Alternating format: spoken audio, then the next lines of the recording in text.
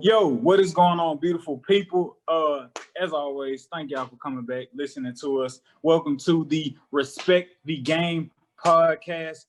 I am Edward, named after a great man, that being my father. You already know. Please stop what you're doing. Tell somebody else to also do it. Make sure you're following at EMAX Stats for all your up-to-date sports coverage, whether that's high school, whether that's college, whether that's professionals, the NBA, NFL, NHL, MLB. We got you track, tennis, lacrosse. If hopscotch is a sport, I'm covering that too. So make sure you're following me to get all your up-to-date sports coverage. And as always, yes, I know I am somebody, but I am nothing. I am Nathaniel without my brothers on the podcast. So y'all fellas, introduce yourself to the people. You already know what it is. This is the host of Talking Smoke and the co-host of Respect the Game podcast, Black Peace. Giving that original spit. You know how we do it over here. I'm real short and sweet. So I'm gonna sling it down to Coach Johnson, man. Go and kick some knowledge for us. What's up, everybody? It's Coach Johnson here. I am here to bring the knowledge. I am the husband of Jordan, the father of Harper and Deuce, and here to bring you the knowledge and the controversy. Take it away, brother. Good morning, good afternoon, good evening, wherever you are. I am the one and only Sedacious Xavier Miles, and on behalf of me and the brothers, I'd like to say thank you so much for watching the podcast. Please continue to tune in. We love you and we thank you so much. Take it away, Edward. Yo, what Sedacious said is not to be taken lightly. Shout out to one of I say it every week. He does say it every weekend, and he means it wholeheartedly, as we all do every time he says it. Thank you to all our listeners. Shout out to a real, since the beginning, listener of the podcast, Joel. You can follow him at IOW Sports. In other words, sports. He reached out to me. He let me know he took our recommendations when we were giving out the audience, giving them books. We recommended books for them to read, and he hit me up today, let me know he had grabbed the Kobe book. And so, man, if you didn't catch that episode when we was recommending good music and good books for you to start off your 2021, make sure you go back and check that out. Joel, thank you again for listening to the podcast. Appreciate you taking those recommendations, player. We don't take your listening ears for granted. So yeah, man. Just like that, if they not shouting you out, sorry to cut you off, Edward. But if whoever you watch this podcast is not showing you love on their shit, you need to clearly stop watching them. They need to cut them off. Straight cut them off, player. Get you some Talking Smoke in your life. True. Big facts. Yeah, I'd be stealing it from 2 Chainz, but I gotta find my own. True. That whole link. Yeah, but nah, man, very special episode. For the simple fact, this is Super Bowl week, right? And I know y'all probably love us arguing and bickering about who's the GOAT or who fault is this or who deserves what amount of blame. Special episode simply because we got Coach Johnson.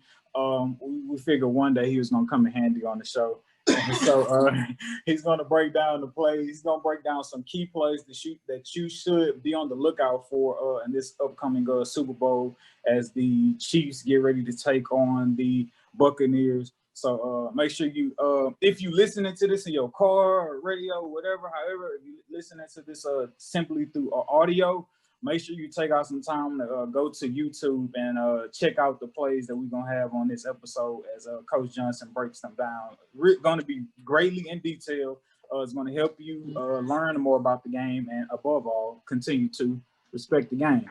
Yo, so, but before we get to that, man, I got a real good friend, man, that I've been growing up with. And the cool thing, I don't know if y'all have people like this in y'all life, but ironically, me and this friend of mine, our lives seem to always be at the same level for whatever reason. Whenever he's going through something, I have the advice to be oh, bro, God just tested me in that area, and vice versa. If I'm dealing with something, he either just got through it or he going through it simultaneously. So we kind of able to lean on each other, pick each other up, going through our go through and our struggles and, just challenges in life. And I wouldn't have aired it without his consent, but I hate I didn't record the conversation that me and him had. This was a great conversation. And so we was just catching up with each other, and he had told me that, well, he got a good job, right? Has a decent paying job, but like the hours of the job were kind of like bringing like a great deal of stress on him. And not only that, he got four daughters, and he getting ready to get married. And like the job is kind of just like bringing on like so much stress to the point where he's kind of just in this position and like feeling like he really needs to go, but logically, like in his spirit, he feel like he needs to leave and just take a break and like kind of just like trust that God gonna make a way. But like logically, it's just like, I got a fiance, I got a mortgage, I got four daughters, and I'm trying to save her for a wedding. Leaving my job, no matter how much I may feel that in my spirit to do, that shit don't add up. And so he was just like expressing it to me, and I didn't have advice on like what to do as a man who has like 4 children and leaving his job. And like, you know, sometimes you think you can like imagine how people are doing, and I've tried to be like conscious of more recently to like not just assume like telling somebody, oh man, you got it, hang in there, or God got you, like it's like supposed to be like the saving grace and like rid away their problems. But I know there's a million dudes out there in the world probably like been through or currently going through like what he's going through right now. And just in this conversation, one of the stories that I had shared with him was just in terms of like feeling like God is like telling you to do something, but like it doesn't like logically make sense to you, logically makes sense for you to do it because it just doesn't add up in your mind. Was a situation where at the time, like, you know, like my younger brother, he was going through some things in life at the time, and ran away from home. And so at the time he had did it, I was kind of just like, growing pains, he going through whatever he going through, like streets will chew him up, he'll be back, he all right. That's just, you know, that's just what it's gonna be. But over the course of time, you know, he hadn't came home yet. So I was just like, all right, thugging out in the streets, you're really letting this nuts hang. All right. You know what I'm saying? And so so me personally, just in my spirit, like I had begun to get like very, very like worried, like wherever he at, I know he ain't doing as best he could be doing, like if he was at home or whatever. And he had you know, like I said, he was going through some things that kind of just made him feel like he just needed to not be at home or for whatever reason. And so I had, you know, simple prayer. I was just like, man, God, like show me where my brother at. Like I need to get him home. And it was a Tuesday morning. I was outside early in the morning. Garbage man had just passed or whatever. And I don't necessarily remember when I had prayed that prayer, but shortly after, you know, it was Tuesday morning. I was taking out the trash, bringing in my trash can at my house. And like some of my spirit was just like, yo, like go down the block, like bring in all your neighbors' trash cans. And I was just like, what? Didn't make sense to me. Shit sounds stupid as hell in my mind at the time. And as I'm trying to process that, I'm like, no, that's crazy. If I do that, folk probably catch me on the side of the house thinking I'm trying to steal. Like, I ain't trying to go out like that. Like, it just didn't make sense to me. So no matter how much I tried to logically make up in my mind why I shouldn't have done that, I still really couldn't shake it in my spirit that like that was like to do it, right? So I kind of just was just like unsure, scared, timid, or whatever. I was just like, I do the neighbors I know first. And so I ended up bringing in all the trash cans like on my block, and I got to maybe like the last one or whatever, and it happened to be the trash can of a neighbor I knew. She just so happened to be outside at this time. I'm bringing in her trash can. Mind you, obviously my prayer was at the time like, God, like show me where my brother is. Get to this last trash can. This lady's like, just so happened to be outside. She's like, oh, what's going on? I'm like, oh, not much. Your brother came home yet? I was like, nah, he ain't came home. I don't really know where he is. Man, that boy be up there at the school, in the buses at night, I was just like, well, I'll be goddamn. I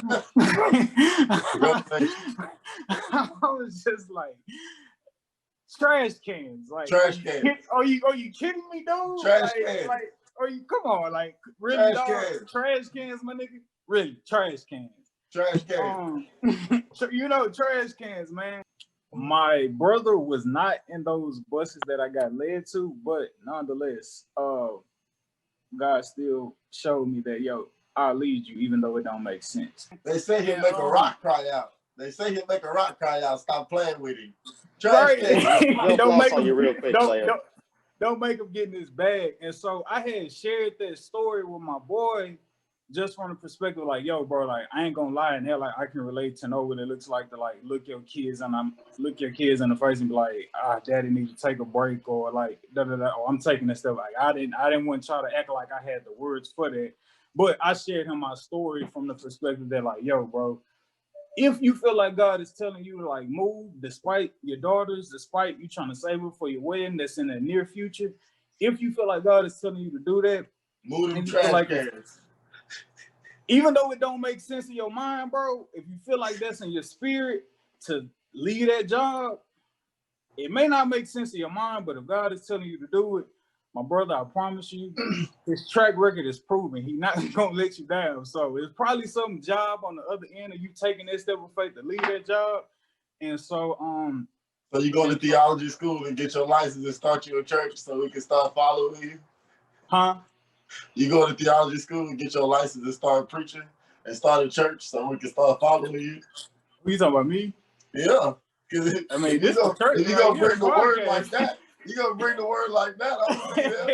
Hey, this the church right here off the podcast, man. So like I had shared that story with him, man, and I don't know what his decision is gonna be down the road, but whatever it is, you know, I look forward down the road to like bringing him on, like talk about it. So like I say, man, I'm pretty sure there's a million other dudes in his shoes out here in this world, whether you white, black, Puerto Rican, or Asian, that, you know, may need to hear that or may be in the same situation. And I just felt that it was a responsibility to like share his story to like hopefully help others. And one of the scriptures and talking about just how I think and doesn't always add up to his thinking, but at the end of the day, like we know he gonna come through in the clutches, you know. Isaiah 55:9, as the heavens are higher than the earth, so are my ways higher than your ways, and my thoughts than your thoughts. So, I mean, like, to anybody out there, whatever your situation may be, it may not make sense if God's telling you to do X, Y, Z, but trust and believe that if he told you to do it, he's definitely and truly going to bring you through. And the other scripture, which would be Proverbs 21:30. No human wisdom or understanding or plan can stand against the Lord. So get out of your head. If the Lord is telling you to move, even though it may not add up in your head, trust me, God already got it added up with his own math. Your math is not his math. Amen. Amen. I like it. I want to add one quick thing there, Edward. For any of the fellas out there or the ladies that are having a similar situation.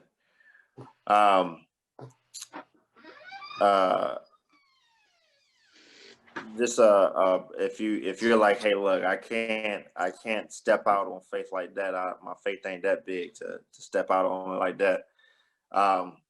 A practical way that you can, if God is telling you to move, that you can move with some at the pace that's okay for you. You know, in that situation, hey, what's the bare minimum I need to make in order to survive each month? That's it. That's all you get, that number. Okay.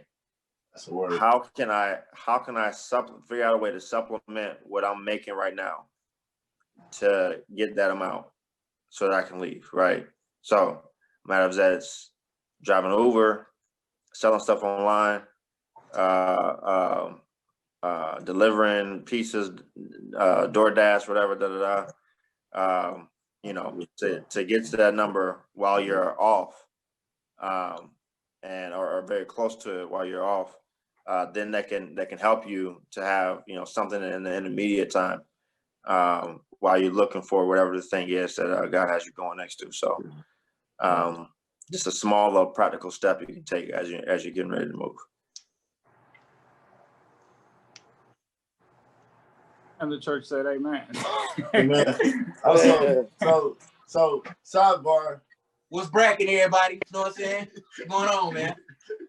Well, black folks always No, wait. I sidebar. You get That's it what we was all. waiting You for. get it all. I sidebar. You get it all. Pause. Get it up. Yeah, no. No, you give everybody the whole shebang that we missed at the beginning of the show. Oh my God, this is Shine Hard Izzo, charismatic hood, excellent at his fucking finest. But you knew this already though, because you tuned in and I know it. Right? Exactly. Take it away. Let go. Let it. Yo, so we at full strength. Shine Hard Izzo has come in the building and definitely probably brighten up your screen. That's why he shines hard. All right, so Listen to this man, he had not lied to y'all yet. Coming from work too, he working hard. Coming from work. Man, come on, man. Working hard as hell. All right, you notice we ain't said shit. yo, man. So making our way downtown, walking fast, but not making our way down. Hold now. Like that. Oh no. Well, you started something. I mean, come on now. No, man, let's stay on track. Hey, I like that joint, getting to the NBA, man. We're gonna let I know Darnell has a whole bunch of topics and a lot of stuff he's been seeing in the league. Actually also like going on. Fred VanVleet just dropped a 50 ball. But before we get to his 50 ball, What? Against the Orlando Magic. Quick disclaimer. One of my best friends, man. I'm gonna give him a shout out on the podcast, man. Shout out my boy D-Rock, my boy Darrell Green, overseas hooper. They actually went to Wichita State together and were roommates. My best friend was roommates with Fred VanVleet. So quite literally, man, like when his birthday came around, man, you know, Fred hit him up, asked him for his cash up, man. Shout out to Fred, man. He just got a big contract too. My boy balling like for real now. Yeah, I ain't gonna count his pockets. That is public information. Y'all want to see how much he signed for? Y'all go look that up on y'all own time. But yeah. Oh, and correct me if I'm wrong, but Fred VanVleet definitely did go undrafted. Am I correct? Yes, he was an undrafted free agent. Correct. Yeah. So he came out of Wichita State. He was not drafted. But as you can see, it is not a testament to where you start. It's definitely about, you know, how you finish and where you're going, man. So, man, Fred VanVleet is the epitome of hard work and talent when the light shines on you and you get your opportunity to, you know, showcase what you can do and who you can be. Man, he is a living, breathing testament of, you know, hard work definitely pays off. But I said all of that to say we know somebody who locked in with Fred, man. So we might have to get bro on the podcast, just maybe. In due time, baby. In due time. Fred VanVleet will definitely be and on my quarterback in high school, shout out to Matt Davis, who also has a podcast, the South Podcast. He actually went to school with Alex Caruso. He was a backup for my quarterback was backup for Johnny Manziel for a little while before he transferred to SMU. He's real close with Alex Caruso. Potentially, they might try to get him on that podcast, and once they do that, we're gonna try to steal him and try to get him on ours for a little second. Yes, so if he could complete that mission, we won't be far behind. I'll definitely be on his heels about it. So we're gonna speak it into existence in 2021, man. Maybe, possibly, potentially, prayerfully. Shine Hard Izzo is back, ladies and gentlemen. Shine hard. Yes, Lord. So getting to the NBA, right? I want to shout out Dennis Smith Jr. I think a lot of people place a negative connotation on like going to the G League. Most players in the NBA, when they get sent to the G League, it is a lot of times not by choice. The team decides, yo, we trying to do whatever we're trying to do. We're trying to develop you slower. We're trying to like save on money and bring in somebody else on the roster, however they want to go about it. But Dennis Smith Jr. Was the 9th overall draft pick in 2017. So he was a lottery pick going to the Dallas Mavericks. That very following year, the Dallas Mavericks ended up getting Luka. We know how much of a superstar Luka Doncic is becoming. So when that happened, they traded off Dennis Smith Jr. They shipped him out to New York to get Porzingis. And since then, since he's been there, now Dennis Smith Jr. coming into this season, he's behind Emmanuel Quigley, Austin Rivers. Who, by the way, has a very Lou Williams-esque floater game that is very elite. RJ Barrett and Alfred Payton. So like you got like all these guards on the team, right? They're also under like Tom Thibodeau, a new coach. And so coming into the summer, Dennis Smith Jr. was hurt. He was hurt, thigh bruise or whatever, and he missed the first 6 of 7 games for the New York Knicks. And so far this season, dude has only played like 3 games, averaging 3 points. So he has asked the New York Knicks organization, he asked them like, yo, can y'all send me to the G League so I can like stay fresh, so I can stay tuning up my game, so I can stay ready, as opposed to just sitting on the bench, being idle and being content with, hey, at least I'm in the league. This is his final year going, this is the final year of his rookie contract. His rookie season, I had it written down.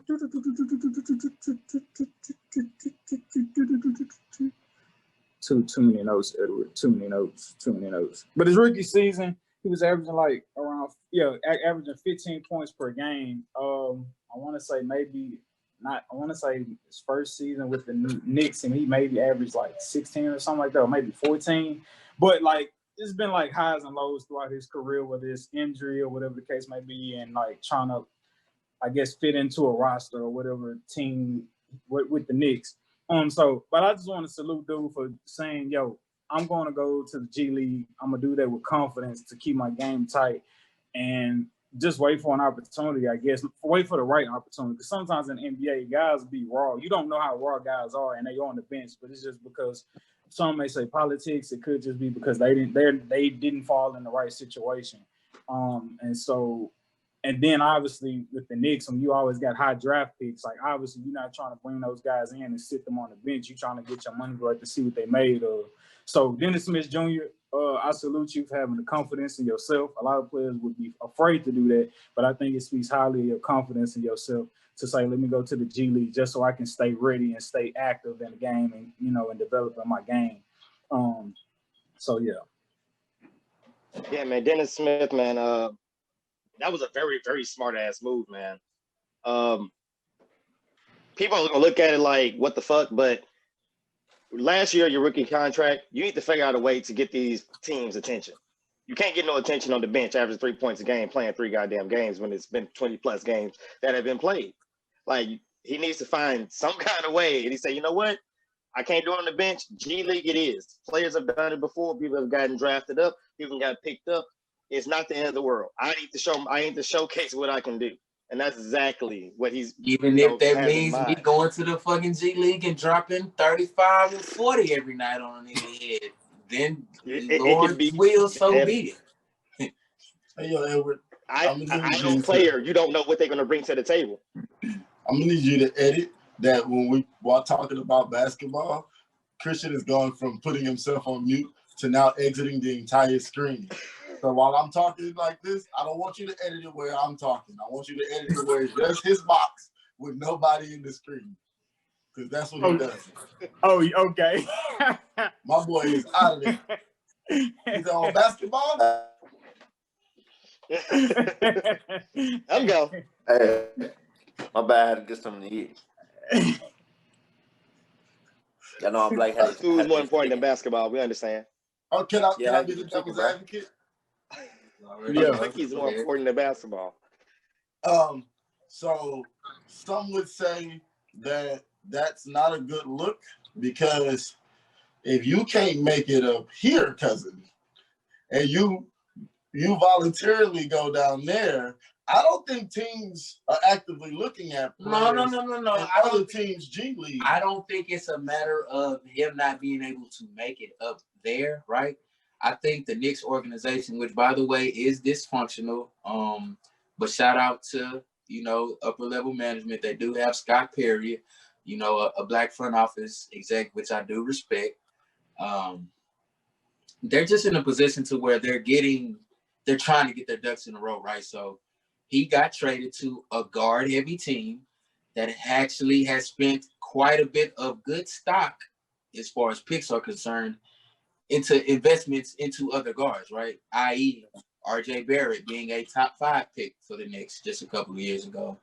In addition to, Elfrid Payton, who was a trade, that they had received from the Pelicans, who was actually a nice serviceable guard, within his league. Not to shit on Dennis Smith Jr., but they around. I feel like Elfrid Payton is a decent player. He isn't anything to just. Yeah, Payton right now, Payton averaging 11 points a game. R.J. Barrett averaging 17, quickly averaging 12, and you got Rivers averaging. They too guard heavy. That's why I said like they already comparing quickly to Lou Williams, which is never good if you're Dennis Smith Jr. because Lou Williams is a professional scorer, so he is going to command PT. And then you got to think about it as far as a physical standpoint. This is just a bottom line business. You're not as tall. You're not as physically as imposing as these other guards, right?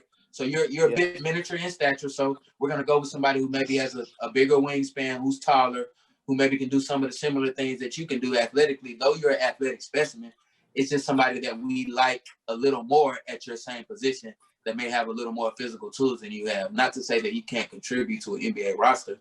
He's just in a position to where, can't really spread his wings like he wants to. He's not in the best situation, like I said. Exactly. It's all about NBA. It's all about fit. No, I didn't say I agree. I just want to NBA right now. Provide a different, I don't know. But no, so yeah, man. Like I said, Dennis Smith Jr., I hope you become a success story. And me too, man. Shout out to Cole, man. Cole World, that whole movement, man. He's real like there with J. Cole, another North Carolina native, man. I thought he was gonna do big shit when he came in the league. I never thought. Dennis Smith Jr. Stay silent, my nigga. Nah, for real though. But nah, D, give us some more smoke in the NBA, bro. Oh man, it's just been an exciting week, man. What's that? Of course, you have the Rockets breaking records in the first quarter, smashing people. Thinking they're gonna die off when Harden got traded off and wanted out. That blew my mind. I was like, y'all really think that the person who can't get the job done is really is not the problem? He is the problem.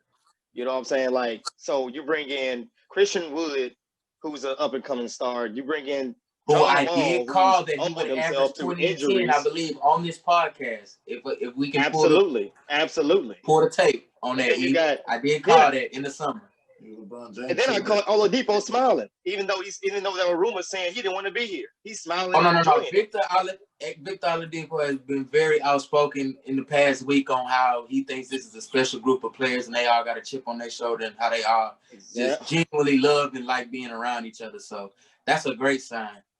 I think each one of those players have literally carried the team, bro. Each one of those players have carried the team to where they have gotten injured, to where nobody is looking to carry nothing because they're all talented. Everybody got chips on their shoulder. Everybody is a prior. Right. That whole team is. Come on, man. You got Wall, Vic, and DeMarcus Cousins, who are literally perennial all-stars.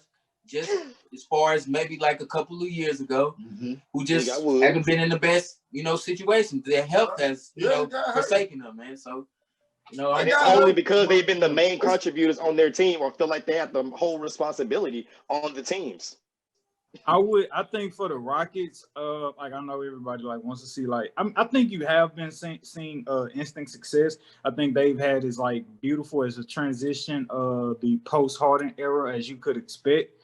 I would like rattled out 6 straight now, 7 straight. Is it six or 7, Darnell? I think it's 6 if we haven't played. 6 not to be lying. I think it's 6. Okay, 6 not to be lying. So I for me, my biggest goal for the Rockets and just watching them this season is just like all those guys that you named with those chips on their shoulders who are pretty much coming off like not having to prove themselves like still is like being able to play, but not because people think they don't have the talent, but more so because of them. Because they do have the talent. Because they trying to prove themselves coming off of the injuries that they've had. So I would say my biggest watch with the Houston Rockets right now, I'm not necessarily seeing them to like be like a complete shocker team this season. I just want to see the Walls, the Cousins, the Oladipos, and so forth. I want to see all of them get through the season fully healthy and peaking like as the season gets ready to end. So I'm like, all right, they really gonna have something to prove next year. Because I feel like as a player, your confidence is gonna only continue to grow. You be like, I didn't have no season-ending injuries. All these surgeries I didn't have. You saying next year? I'm saying they grab 8. That's what I'm saying. With all the juggernauts in the West, I still say that Rockets team can grab 8. So each one of those injuries because somebody did too goddamn much. Like, and where's that do too much when you got plenty of good players? Plenty. So I agree. I agree. Too much. DeMarcus Cousins' injury was him chasing down a loose ball. So that's just a freak accident. Your quad could go at any point. You know what I'm saying? Like, I would want him to make a hustle play like that now. You know what I'm saying? He was also putting up big numbers those last 5 or 6 games when he had that injury. I was watching him. He was red hot. And he was one thing, he overexerted himself, I felt like. Like, of course, injuries, you can't call them, but it's like a such thing as putting so much on your shoulders to where you just did too much. Like, you probably would have been a little bit better off if you wasn't putting everything on his shoulders and say, you know what, I'm with AD. I got we got a decent little squad. Let me cut back. But he was too proud. He came from the Kings. It is what it is. Where's Christian?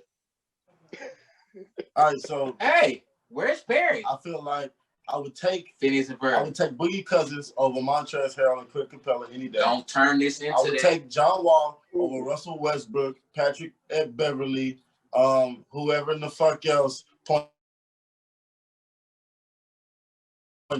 Yeah.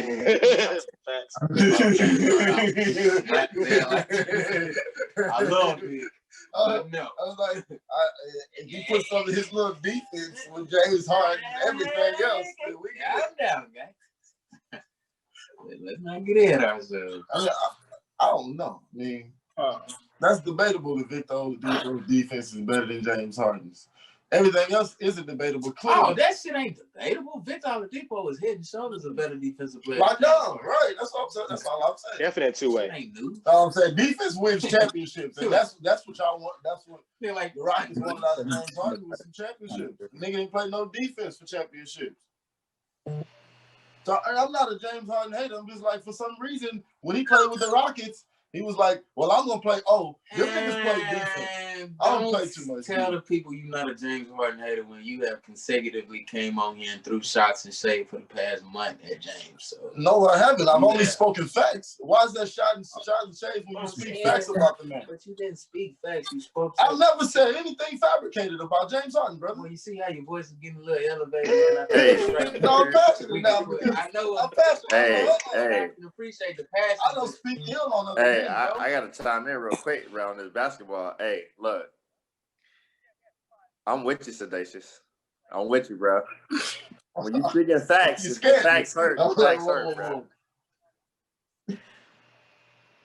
Just because you like to get on here and say stupid shit and play two sides of the fence, don't hey, bro, I don't right actually play two sides of the fence. I don't actually. No. Oh, yeah, okay. Okay, look, I don't know. I don't know if I should take Christian serious. I don't know if he was like. I don't know if he knew what he was agreeing. I don't know if he knew what he was agreeing with Sedacious about. I don't know. All I know is that Isaac was like, "Yo, you've been trashing this dog," and Sedacious was like, "I've been hitting him with facts," and I was like, "Hey, you know what? If the facts is trash, no, because James Harden, no. What he did was he mixed his emotions of him already not liking James on our team. Hold on, let me finish it. Okay. Him not liking James on the Rockets and him thinking that he was the plague on the Rockets. Even though I don't agree, we had some of our better years, excluding the championship years that Olajuwon gave us. Due to James, we had some of our better years as a franchise. Again, excluding the championship year, because I know we won a championship back, but I know. Right. I was born there, yeah, I know. Yeah, that's a mouthful in Houston. But I'm saying, no, man. Everybody think about that. So everybody like, hell no. You can't say he didn't have the highest point of success that we wanted to have. You didn't like him, bro. No. You didn't like him. I agree. After the third year, we don't get a championship. They done brought you everybody in. I'm like, nah, I'm sorry. I can't do it. I can't do it. I agree. I feel like 1 year I saw James Harden just say, fuck it, they the Warriors. What do you expect? And I'm like, it's debatable that he may have done that a couple No, years. he is a crybaby, though. He is a little crybaby. But yeah, man. Oh yeah, man. I'm with you, Sedacious. I'm with you. Let's keep it moving. So real quick, to give y'all some more details on Fred VanVleet's 50-piece. They beat Christian's Orlando Magic 123-108. Fred VanVleet over 70% from the field, 17 for 23 from the field, and 11 for 14 from three. He made all 9 of his free throws, finished the game with 54 points, which is a franchise record for the Toronto Raptors. Wow. Also in the NBA currently, if you haven't found this out by now, by the time you hear this, Carmelo Anthony consistently climbing up the all-time scoring leaders chart as he has now surpassed Dominique Wilkins. Carmelo is now number 13 all-time scoring with 26,671 points. And so in this season, he started out at 15 and he's passed Tim Duncan, Old Fundamental, and now Dominique Wilkins. And so the next person in Carmelo's arm reach is the big O, the Mr. Triple-Double, Oscar Robertson. Wow. So triple salute to Melo, man. Shout out to Melo. God damn. The real Melo. Again, 26,671 points so far. And it's still early in the season. So, yeah, Carmelo Anthony right now at the 13th spot for the all-time scorer league. Yeah, man. Yo, man. So, they just put out today, EA Sports said that NCAA college football is coming back. Everybody and their mama is hyped for that except me. First and foremost, I just want people to just take a step back. I know they was in the headlines. I know it's like a big, long-awaited thing. But here are some things to consider. Why now after all this time? 2, I feel like they're really just I don't know what the EA Sports like sales or profits or stocks look like. I know where you're going with this, E. I smell where you're going with it already.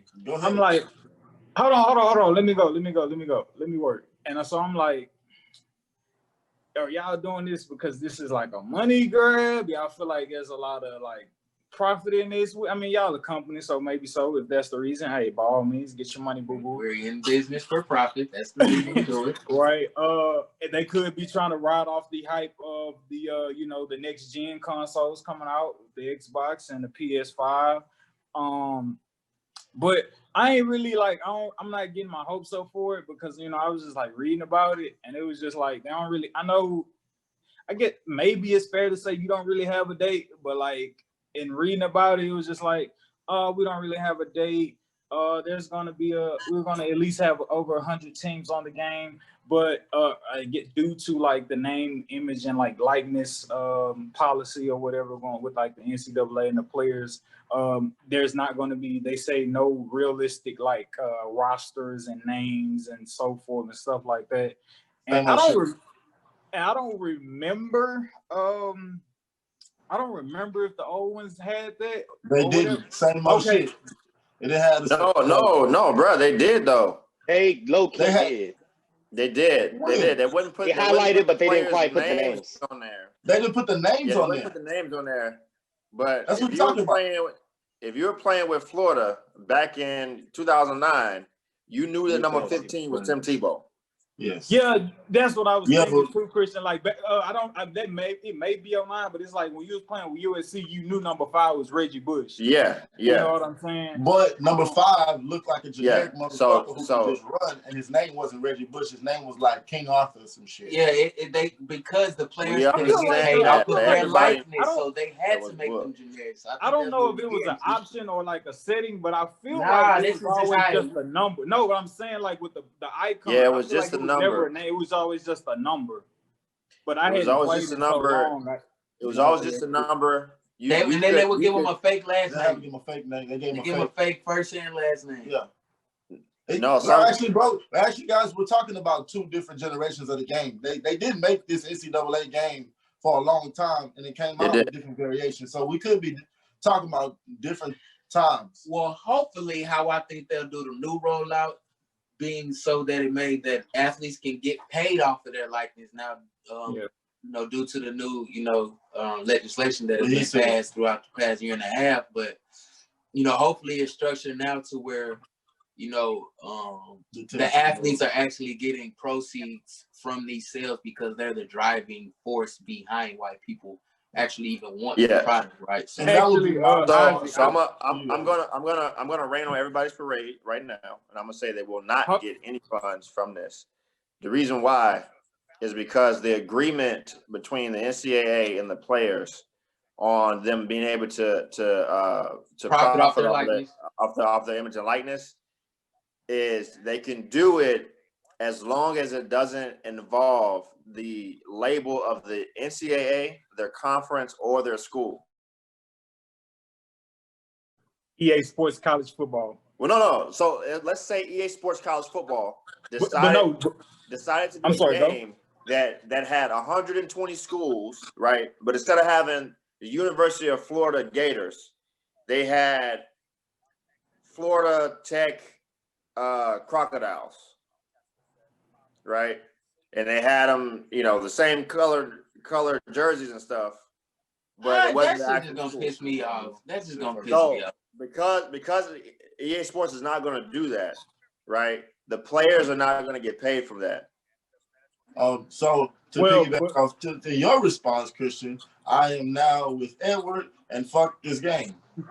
Hey, but no, also adding on to Christian, because of like the name, image, and likeness, like legislation and all of that, the game is not going to be called NCAA Football 2024. It's going to be called EA Sports College Football. So they may be doing that. I'm telling you, they about to get paid, brother. So they might be doing that. Yeah, as long as the game does not use the NCAA label, any of the college teams' labels, or any of the conferences' labels, right? And then they can make it happen, right? So there'll be like fake schools, but you would know that exactly who you playing with because you'll know the player's name. You'll know that Tuscaloosa University is Alabama. You'll know that. Well, I think they have anyway, but go ahead. I know what you mean. So my point is, if the players are not getting paid, fuck this game. If the players are getting paid, I might buy that hoe.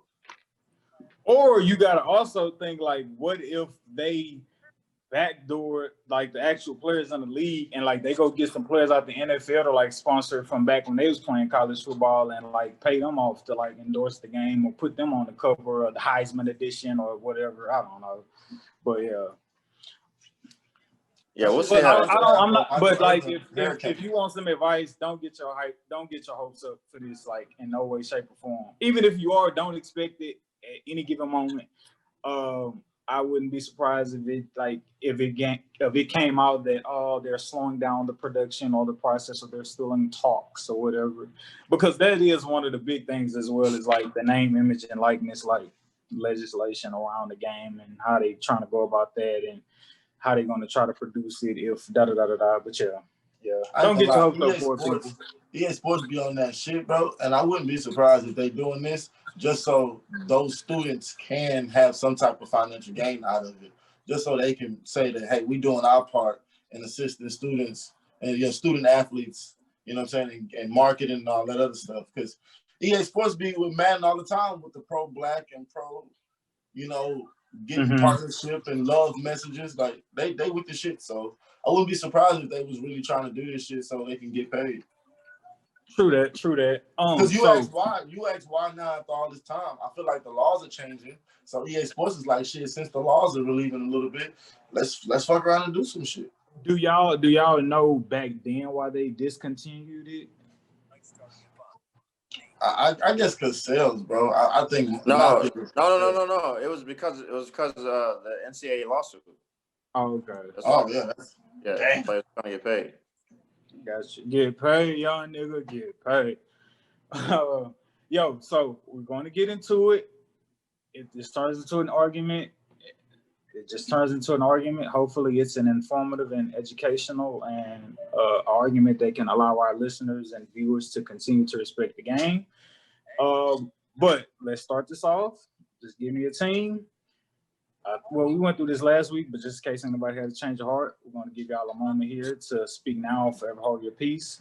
For the Super Bowl, I have the Tampa Bay Buccaneers. Sedacious, who are you picking for the Super Bowl? I've been at this all week, bro, and I'm gonna go with the kid. I ain't gonna lie about it. Patrick Mahomes? Yeah. Shine Hard? You share his sentiments? I believe I shared these sentiments upon last week, but I'd be more than happy to express them again. No, you don't have to. That's gonna come out. The people gonna know why. Darnell. Chiefs Kingdom. Not saying, but that's what I got though. That was hard. Darnell has the Chiefs. Okay, Coach Johnson, we will wait for your pick because we know when it comes to making decisions, we know how anti-choice decision making you are. But like I said, this week is a special week because Coach Johnson is going to break down some plays for us. And after you break down the plays, Coach Johnson, please have made a decision on who you pick for the Super Bowl. Oh, I've made a decision already. I've made a decision, but I want y'all to why. Okay. Let's get it. Hey, look, this is the keys to the game. This is how the Kansas City Chiefs can win the Super Bowl. They can be back-to-back champs. Now, we know that in week 12, when the Buccaneers played the Chiefs, Tyreek Hill went off in the first half, right? The Chiefs scored 20 points in the first half, but they only scored 7 in the second half. Todd Bowles and the Buccaneers defense figured out, hey, look, you know what? We need to double Hill and Kelsey. After that, things started slowing down for the Chiefs. So because I think they're going to do that, Watkins or Mecole Hardman need to have a game. And I'm thinking that one of them are going to show up, right? So now as we go down to this play here, this is versus the Dolphins early on this year, okay? They're looking like they're in high school, wing T formation, right? They had Tyreek Hill split out. He's not shown on here. He was split out, then he motioned into this wing position, right? And he's going to go on like a little jet sweep run. He scored on this play 32 yards for a touchdown. Their biggest explosive plays in the run game are going to come from Tyreek Hill and Mecole Hardman. The Bucs are the best run defense in the NFL. They don't need to worry about trying to get Le'Veon Bell touches in the backfield. They don't need to worry about trying to get Clyde Edwards-Helaire touches in the backfield or Damian Williams.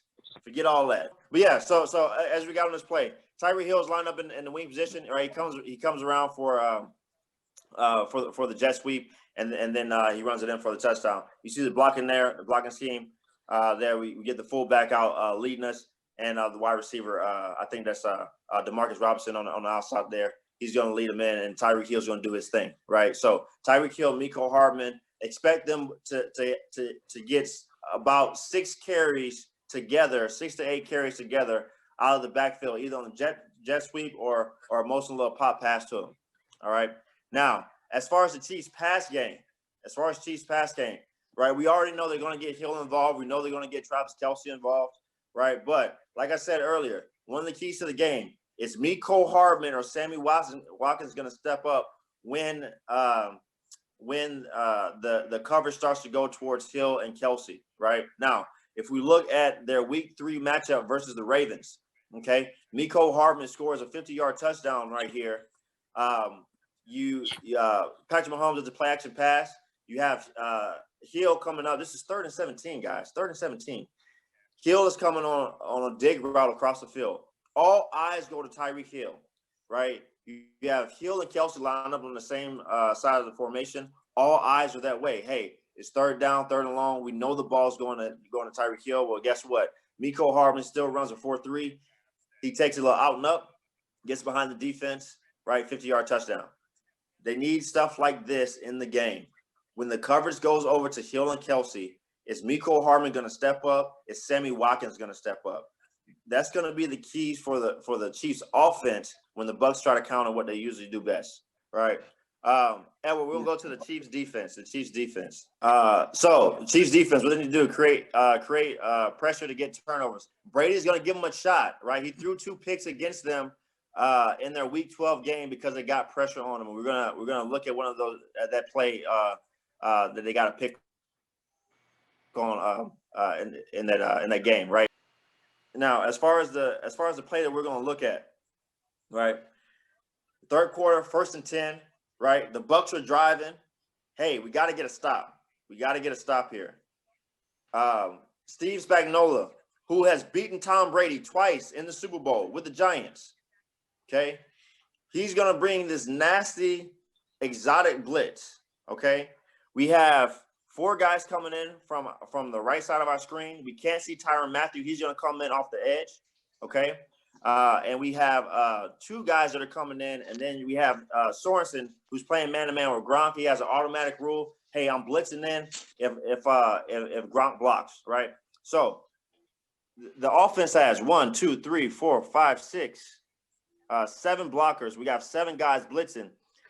As long as one guy misses a block, hey, we got numbers here. We got pressure. So Tyrann Mathieu, he gets past Ronald Jones, gets in Brady's face, causes a pick.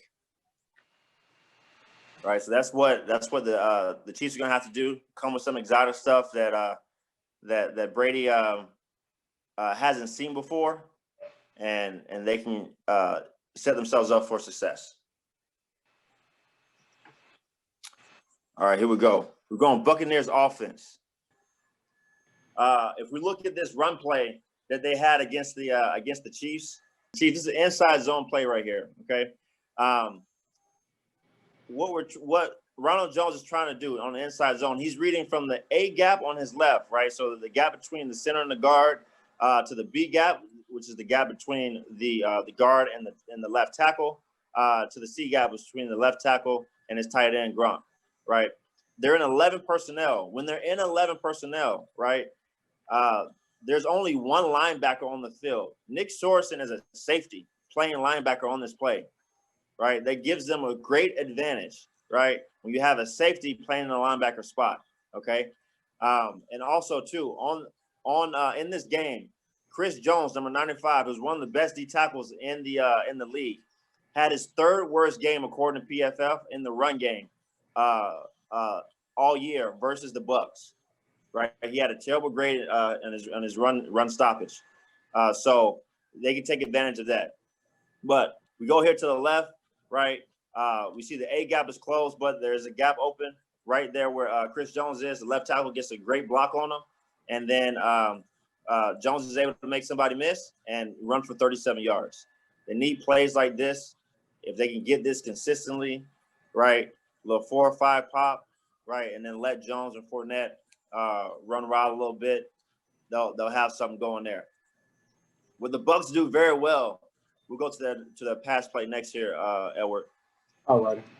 What the Bucs do very well is they do play action pass, right? It's one of the reasons why it's hard for teams to get pressure on them, because defensive linemen don't know, hey, this play, it looks like a run. Is it a run? Oh, snap, I got to stop. Oh, wait, now I got to go pass rush. Right, so they do a lot of good stuff. But as we said before, one of the keys to the game is they got to get the tight ends involved, right? If we look at this play versus the Saints in the divisional round, okay, we're gonna fake the outside zone to Ronald Jones, right?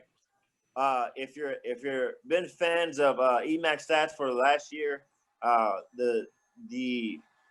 we saw last year in the Super Bowl, the Kansas City Chiefs ran the same exact play. And they hit the receiver, which on this play is Chris Godwin, on this little hide route coming on the wheel on the opposite side of the field. That's the first read, okay? But as we see, 3 defenders go with Mike Evans, and 2 other defenders go with Chris Godwin, which leaves Cameron Brate wide open on the other side of the field. They have to take advantage of this over and over and over again, especially against the Chiefs. The Chiefs give up a lot of yardage to tight ends. They need to do that over and over again.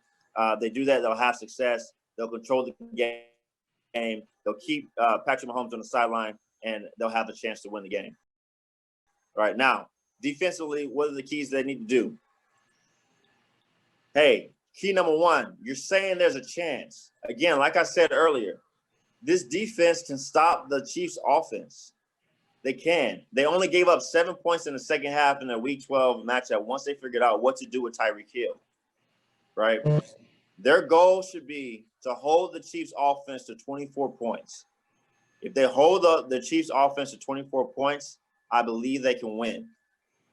Goal number 2, the front 4 must eat. They must create pressure with their front 4 guys and not have to blitz that often. As long as they do that, they give themselves a chance, right? Whenever Patrick Mahomes faces pressure, but he's not blitzed, that's when he's at his worst, right? His let me get the numbers real quick.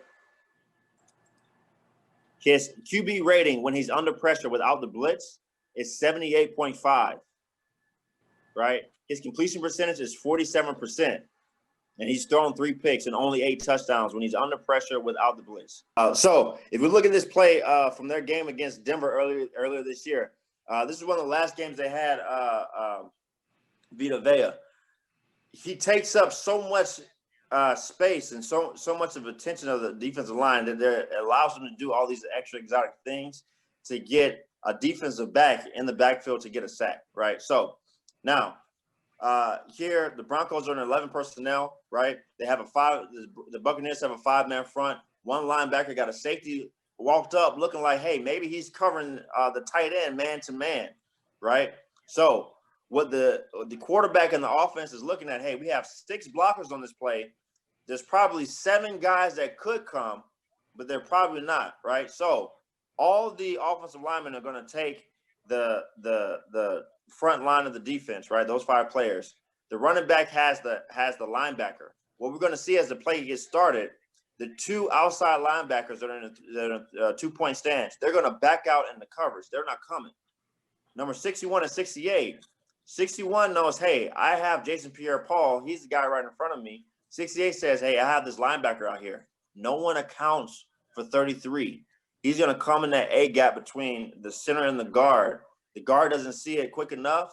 You have a small guy versus a big guy, and when there's a race, the small guy is going to win every time. He gets in, gets the sack, right? If they can do this every once in a while, not too often, but every once in a while to create a negative play, I think they can. We saw them get a couple of sack fumbles and an interception when they brought pressure against Mahomes, and they got there. They can create negative plays and give themselves a chance to win. That is why I'll be taking the Tampa Bay Buccaneers. Tom Brady will solidify himself in the conversation for the greatest athlete ever, as he will pass Jordan for the number of rings that he has. He will get his 7th ring. Both teams have very good offenses. One team has an elite defense. I think that elite defense will show up and show out. So, Buccaneers, Super Bowl 55 champs. Tom, I'm sorry, bro. I don't know why he picked you all of a sudden. I didn't pick Brady. I picked That usually spells disaster if Christian is picking. Let's just go ahead and spell that out. I don't. He is definitely the Drake of the sports world. That boy, he been dead all season in the playoffs, bro. Oh man, He is definitely the Drake of the podcast for sure. He picks you, you're definitely gonna lose. Yeah, so I haven't done a. That was a good one, dude. That was a good one, Black Peace. That was a good one. I haven't done. Listen, guys, I haven't done any true breakdowns of any of the playoff games until now. You've been robbing. Once I did this breakdown, I knew. Oh, No. Just like how you know what? Okay. All right, go, Isaac, go. Just like how Hey, don't shine hard on. Go. Don't shine hard on. Nah. Don't hold your tongue. I was just saying, man. Just like how you knew that, you know, the I'm sorry. I mean, I don't even know which one to pick, honestly. Like, shit. Let's just go back to the prior weeks, right? Just like how you knew well, you did call the Rams being the Seahawks, so I'll give you that. But you all of my picks in the playoffs before this, like I just said, were gut feeling picks. They were not researched. I did not go in depth and see. That's not what you said when you was like, "No, guys, I'm making this pick." Okay? You know what? I'll give you a pass and say you didn't convey that to the viewing public and us on the podcast, but you definitely have stated after giving your pick I've stated times that I've stated reasons why. Reasons why my gut felt a particular way. Edward. No, Christian, bro. With the exception, really, only one I could vividly say, with the exception of, because you said, I want to say wild card weekend going in the divisional round, your picks were solely based off the fact you want to see Patrick Mahomes going up against Lamar Jackson, and you want to see. That's the only. Other than that, I've been convinced that you've been picking off X's and O's all playoff long. Nah, I hadn't. I just. Oh, hey, I think this defense is better. I think they can do something. Hey, I think this. Da da da. I haven't done any digging. I did digging this time. You fooled the hell out of me. You about to dig a goddamn grave. We'll see. We see it all playoffs. What are you talking about? I haven't done this process all playoffs, is what I'm telling you. I mean, I can't wait till they fucking lose. You can at least go 50%. I get to look at your face and be like, well, damn, coach. Bro, you did break it down and tell us X, Y, Z. What happened out there today? Hey, damn, I had a beautiful question. Man, all right, bro. I ain't gonna lie to you. At this point, I'm not gonna be mad if I said in my defense, I said last week, I know on paper X's and O's, the Chiefs are not supposed to lose against the Buccaneers. And I was talking to you about this earlier, Chris, and it was like, I'm just trying to figure out in my mind, like, bro, obviously, yeah, kind of how you did against how they did against the Packers. You got to get some pressure on Aaron Rodgers. You got to get some pressure on Patrick Mahomes. But, like, if you were to not get pressure on them, like, I don't know what defense is supposed to, like, cover that passing game. So, like, that's what I kind of just been, like, struggling with in terms of just, like, how is Tampa Bay going to pull it off on the defensive end? Like, I know Tom going to come out to play, but it's like, what are they going to do on defense is going to be so special to, like, figure this out. That's what I'm saying. Man, I want everybody to go back and look at their Week 12 matchup in the second half. The Chiefs struggled to get down the field. The reason why is because Todd Bowles got tired of seeing Tyreek run rampant. And the whole defense started putting all their attention on Tyreek and Kelsey. When they did that, they were like, hey, we'll take our chances with Mecole Hardman and Sammy Watkins. Now, they had a couple of plays. Where Mahomes missed Mecole Hardman, would have had a couple 80-yard touchdowns because they just busted the coverage because they were so focused on Hill and Kelsey. But when they did that, the Chiefs were not effective. So let me ask you a question. Go ahead. You said that was Week 12's game plan, right? So now that there's film on it, right? Mm. And Eric and Andy have the film of the second half of Todd Bowles' defense. You don't feel like they're going to go into this knowing that, hey, this nigga did this to us second half of that game and it really flustered us.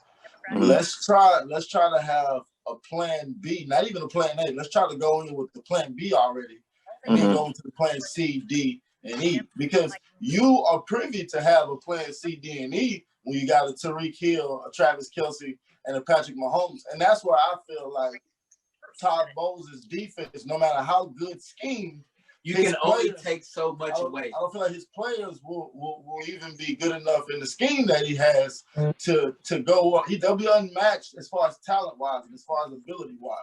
So I get where you're coming from as far as, like, they do have opportunities if they can create these opportunities. But I feel like with Andy Reid and Eric already knowing that this is how Todd Bowles might try to come at us, they're going to fuck around and try to move that pocket. They're going to fuck around and be doing all these type of different jet sweeps, like you say. And it'll fuck around and be too much at the end of the day, which I feel like it has been for the rest of the league. It ends up being just too much to fuck with. Yeah, it has been an issue for the rest of the league for the most part. But you got to remember, there's been, I think, 4 games where the Chiefs Elwood, you can look it up, correct me if I'm wrong, but I think 4 games where the Chiefs didn't score 30 points, right? Or under 25 points, actually, this year. And so there's been times where defenses have figured it out. And there's been times where defenses have done enough to even get Patrick Mahomes flustered. The Dolphins had 3 picks against him. The Falcons, who held him to 17 points, to 17 points, should have had 2 picks against. Actually, should have had 3 picks against them that day too. Play that again, Christian. You said how under 4 times they scored less than 30? I think 4 times they've been held to 25 points or less. It's either 3 or 4. Okay. You're talking about the Chiefs, that is correct? Yeah. The Chiefs, yeah. Yeah, so they average over 30 points a game, right? So, or just at 30, I believe. It may be a hair over 30, if I'm not mistaken. They score points, but I'm saying is that the reason I said that is that it's possible, right? Yeah, it's only 4 times they've been held under 25 or less, or 20. Yeah. And then the next thing, and then the Bucks held them to 27 their first time they played them. Now, what the reason I put out the game plan the way I did, Sedacious, is because I believe that Andy Reid and Eric Bieniemy, who are way smarter than me, who know way more football than I know, saw the same thing I saw and said, hey, look, Mecole Hardman is fast. He can catch. Sammy Watkins is fast. He can catch. We paid Sammy Watkins. Yes, sir. He about to be a free agent. He need to make some money. Mecole Hardman wants to be the next guy up. He need to make some money. One of these guys need to step up in this game. And I think they're going to scheme. I think they're going to do everything they can to scheme one of those guys open while the defense is trying to make sure they don't get beat by Kelsey and Hill. And I think as long as they're able to have a very big game, then the Chiefs will win. But if the Bucks defense can hold both of those players to each under 50 yards receiving, there's a shot. So also too, don't sleep on the pressure that the Bucks can get. They had, I think, 45 sacks this year, or 48 sacks this year, which they were top. I know they were top 10. I think they were top 5 in sacks. So they can get pressure now on the quarterback, especially on a depleted KC line. All right, I can't take this anymore. We're not arguing. I'm gonna just throw this bomb out there. I don't know if anyone will contest it.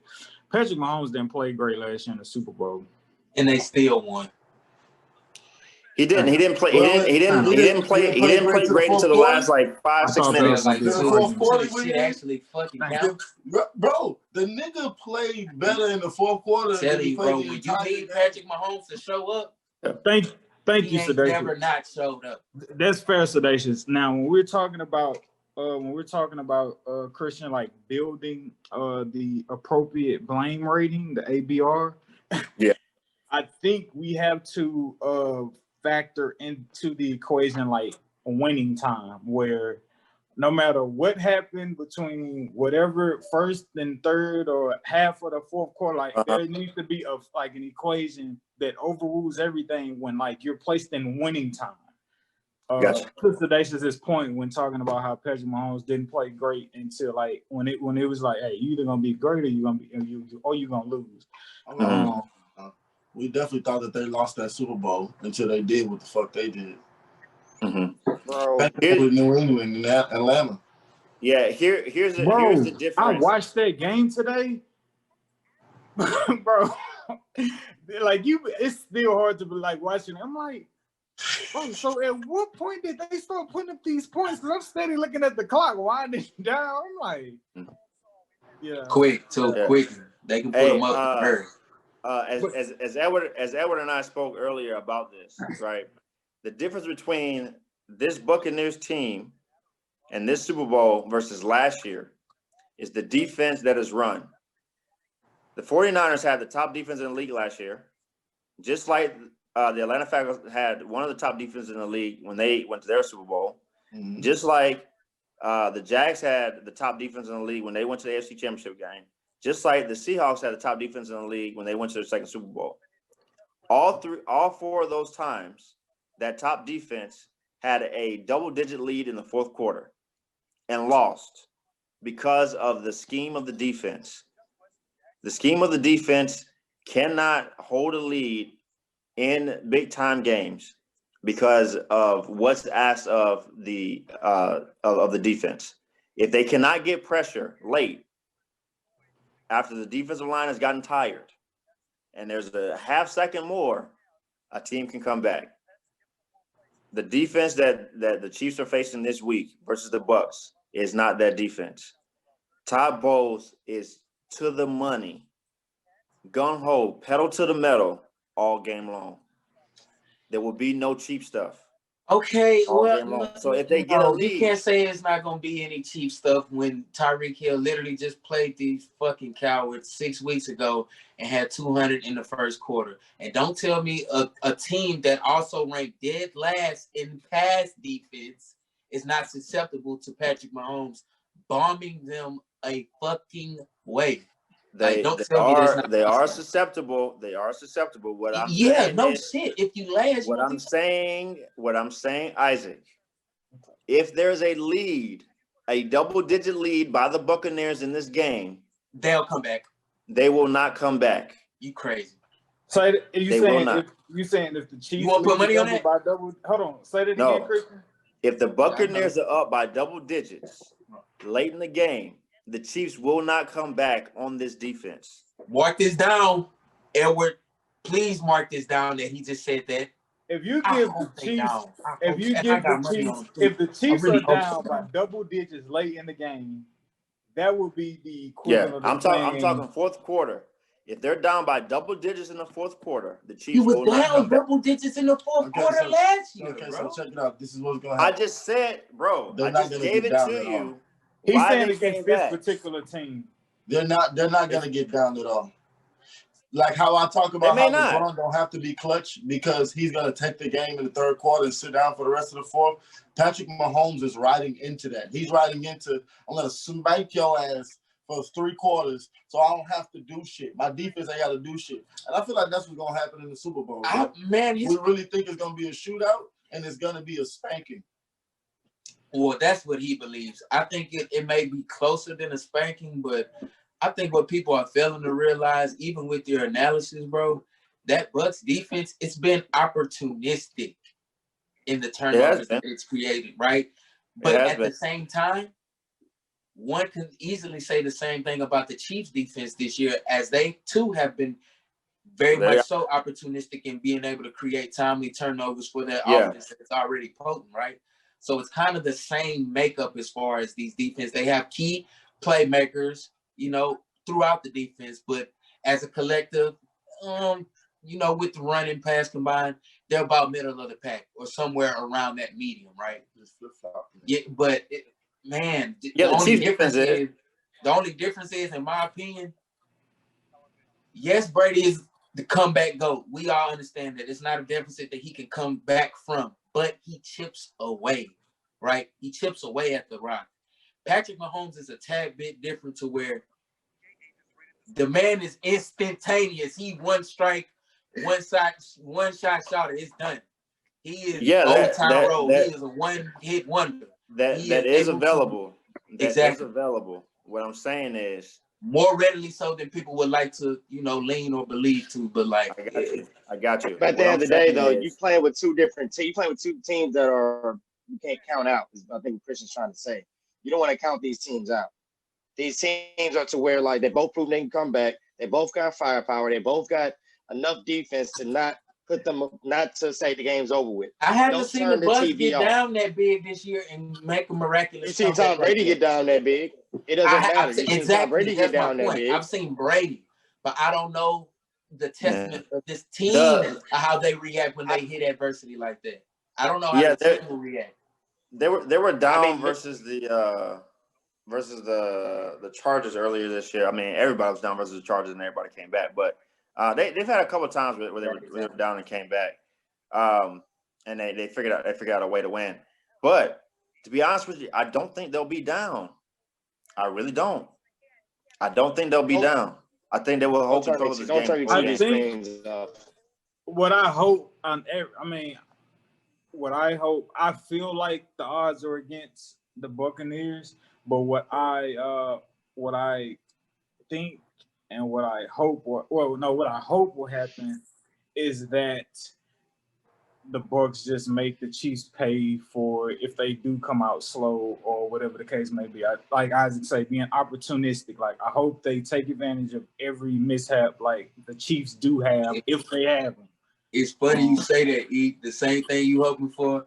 I'm really hoping that Mahomes give Brady what he should have gave him 2.5, almost 3 years ago in the AFC Championship game, bro. When I would say this consistently until the end of time.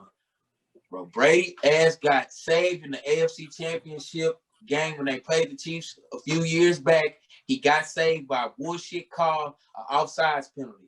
He always does. But if they don't throw that offsides penalty, Brady throws a pick literally that same play, and the game is over. How many positions? How many times has Tom Brady been in that position? It's chestnut checkers. Don't Isaac sound like how I sounded last week? I sound nothing how you sounded ever. Bro, I brought up the same thing. I brought up the same thing. We was last week we was like all talking at the same time. So but what you were saying, I brought up the same play. When everybody was calling him the GOAT. I brought that up too. Like, Christian, what you talking about? Please don't say you were the first person to bring up that play. I've been at least religiously bringing up that play at least for the last 3 weeks. Because I just knew they were going to meet. And I've been talking about how Brady really got saved by the refs because Brady will throw him in harm's way and give him some chances. Always just like saved he gave by the refs. Aaron Rodgers them a chance to win that game late with that ill-advised toss-up that Jair Alexander just so happened to get on his second pick, probably one of the more easier picks he'll ever have. It was a freaking jump ball. It was like we were playing kickball in the backyard, tie ball. You just throw it up and he was just right there in his lap. But Brady throws opportunistic picks and gives teams. You can't give Patrick Mahomes another crack at the apple. That's true. Teams like him, you can't do that. So all these picks that he ain't threw nearly as much as Jameis Winston, but he's thrown enough to where he'll throw you out of some games for sure, or give you a chance to lose. No, he won't throw you out of the game. If he stays on the ground, he'll get you out of the game.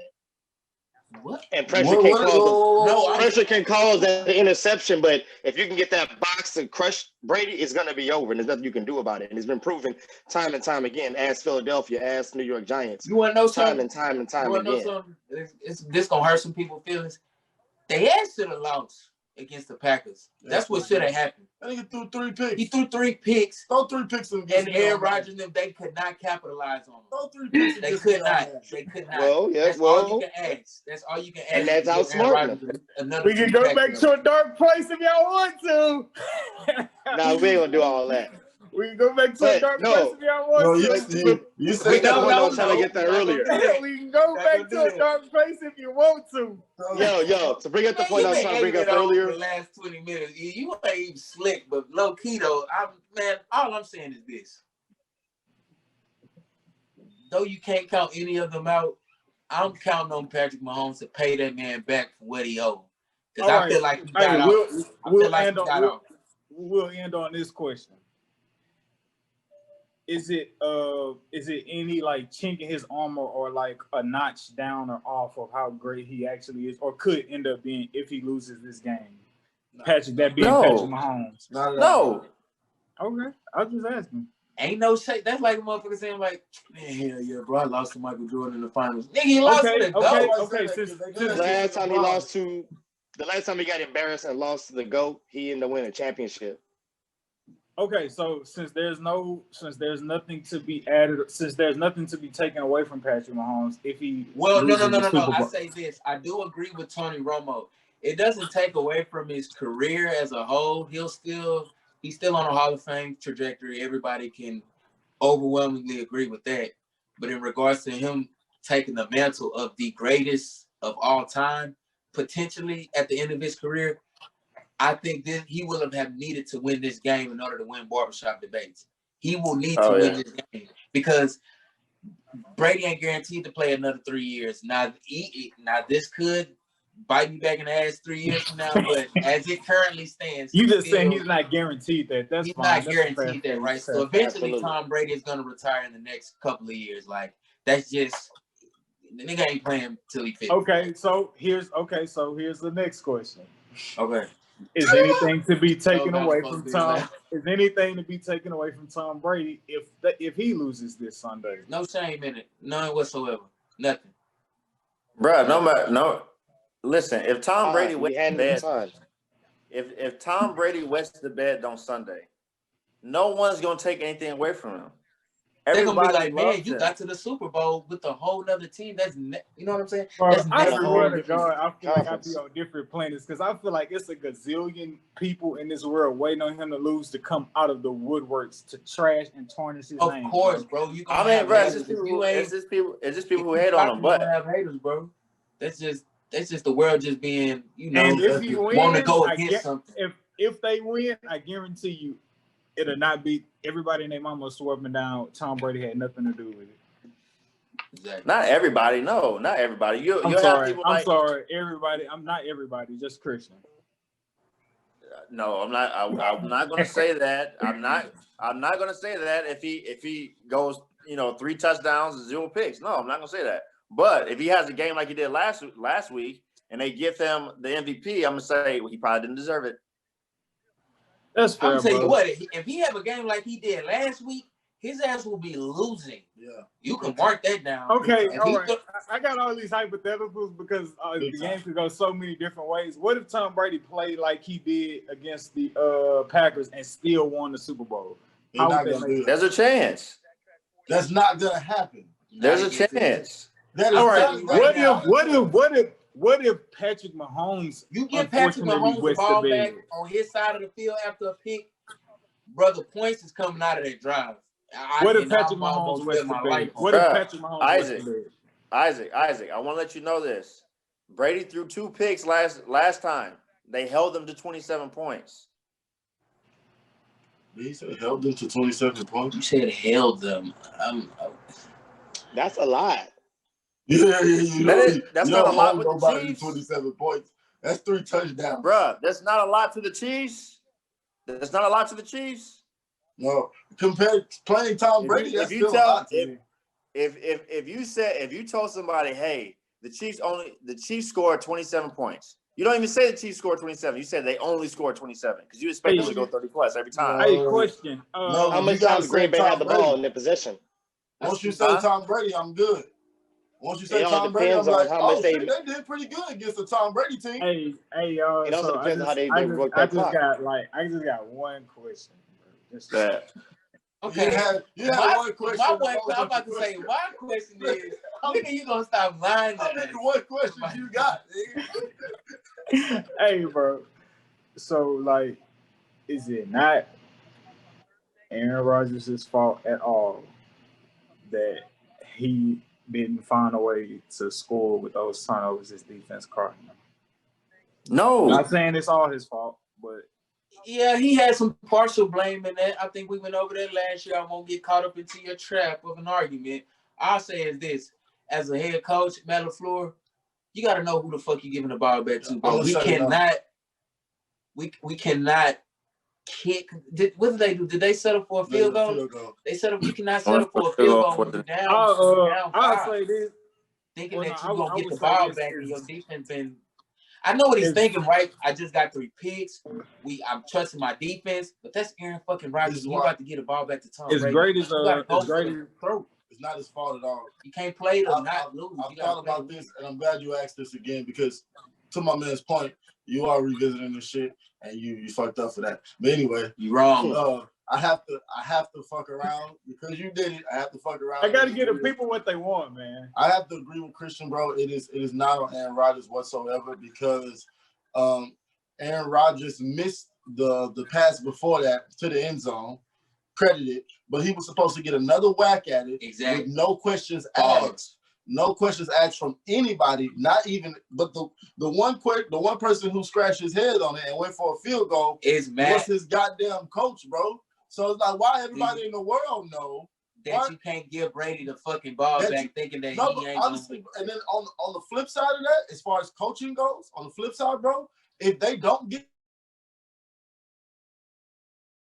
the ball on your 8, if you go for that and don't make it, Tampa Bay starts the down on their 8 instead of you giving Tom Brady the ball at the 25, and then all you got to do is get 2 first downs.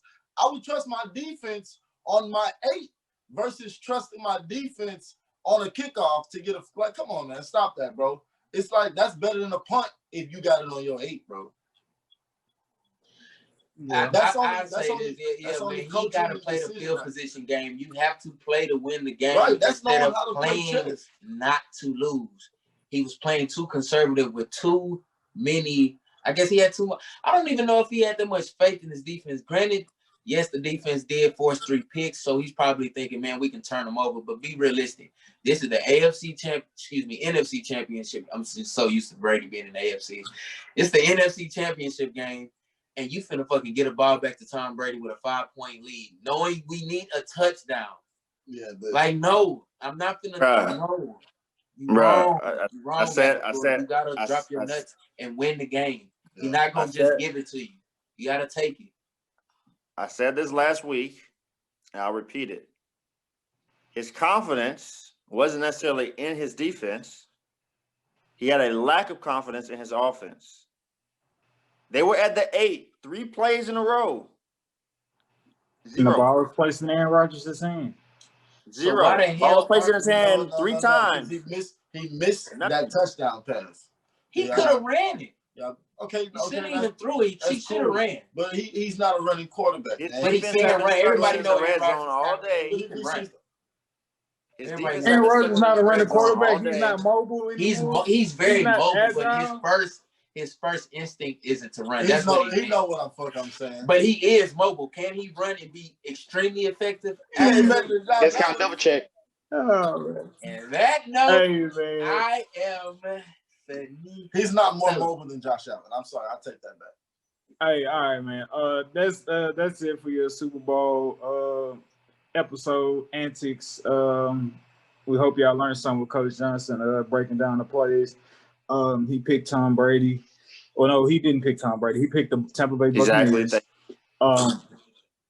We have him on paper picking the Tampa Bay Buccaneers, and I swear for God, if they lose this game and Christian tries to word his way around saying that's why he thought the Chiefs was going to win, that nigga will not be on this podcast anymore. Bro, I never do that. I'm leaving. Yo, man, this is the Respect the Game podcast, man. Again. Hey, hold on. Before you sign off. Cut and print. I did give keys to the Chiefs winning. See, bro. Good night. No, fuck cut and print. Beautiful guys. Dynamite. Hey, bro. Whoa. Hey, gave a roadmap. No, I don't want to hear that shit. You stand on one side of the fence. Man, this fool do this every week. We already know who he is, man. He just did that on one side before we and you don't speak of the Chiefs next week if they win the Super Bowl. You speak nothing of them. Don't you do it, because I will be on you like... You speak nothing of the Chiefs. I'm telling you. Bro, if they win, I gave a roadmap. If they do everything I said on the roadmap, see, look. You see what you see? I see it, Isaac. Okay. I see it. All right. I'm not gonna get into it though. Oh man, I see it. Because you think you slick. You sound smart to somebody dumb. and then worse than a smart dumb nigga.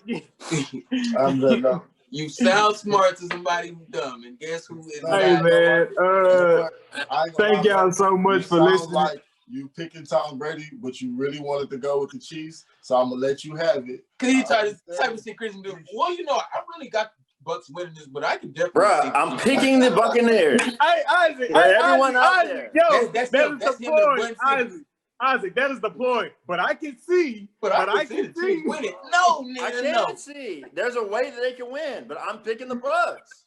All right, bro. We got. How is that controversial? I gave a way that they can win. If they win, it's not a surprise that they do the things I said. All right, bro. You're done. But I picked the Bucks because I think the Bucks would be more effective doing what I said they would do. What you're saying is the Chiefs will not execute, and the Bucks will execute more. Yes. Got it. Let's go. Got it. Let's go. There's no doubt on them. Yes, that's what I'm saying. That's why I picked the Bucks. Thank y'all so much for listening to the Respect the Game podcast. I hope y'all fans by now. If this is your first time listening, please come back and listen to us. Yeah, man, go back and check out some of our past episodes. We get better with time. This episode 15, seeing like we've been doing this for a minute now. 1 million views are on the way. Yeah, man. Follow at for all your sports coverage. You can catch Coach Johnson not making a decision out on Twitter at Quadmotive. Sarcastic comments. Make sure when you get done watching this podcast, go immediately over to Talk and Smoke podcast of Black Peace. You can get that on Apple, You can get that off your mama phone. You can get that on Spotify, and Instagram, Facebook, and all that good stuff. So make sure Talking Smoke is the other podcast you need to be listening to. It's the cousin. It's the it's the brother of this podcast, or sister, as they would say. And then after you do that, make sure you are also following Shineheart Izzo. I guarantee you, if you go follow him, your screen will get brighter. That's facts, no lies. And then after you do that, make sure you go follow at Sedacious and at Live the Rapper. So we doing big things. We regular people like y'all. We trying to learn the game. We trying to enhance our life and do better in our life, just like y'all. So keep listening to us, man. We greatly appreciate it. Don't take it for granted as always. Catch y'all next week after the Super Bowl, and we'll see if Coach Johnson was right or wrong.